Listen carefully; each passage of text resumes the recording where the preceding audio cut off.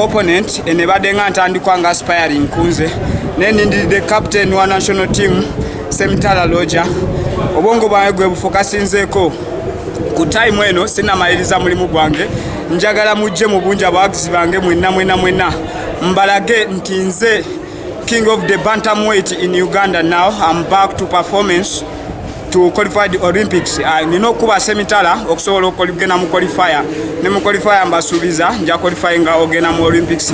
Suubiza Uganda singa mfuno omukisa ogenda mu Olympics okujiwa omudaali ogwo Olympics gona gwe nabampangude.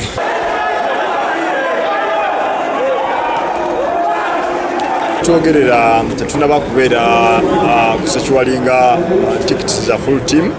National Council Sports yakatuwako ticket 6 so tuguzayo tickets endala ku timu yaffe tuba tugenda twala full team tuguzayo tickets endala 12 tukubira mulanga makampuni abantu sekinomu n'ebitongole bya gavumenti okutudukira mu kafuwefugono bwe tuliko okulaba nga tutwala timu enamba ekameni kuba bitwala timu enamba tuba ne chance ezisawa abazanyi abawerako ogenda tukiikira mu mpaka z'akamalirizo z'Olympics. Trials za mirundi 2 tulina trials ezisandika ezibadde za leero jukira buli twayita abazanyi 38 tugeza okukendeeza tugagala bakendeeza bafuuka 2 ati tufune trials ezisembayo ngenda kuzomwezi 29 ati tufune ddala final team gye tugenda okuwandiisa mu Cameroon.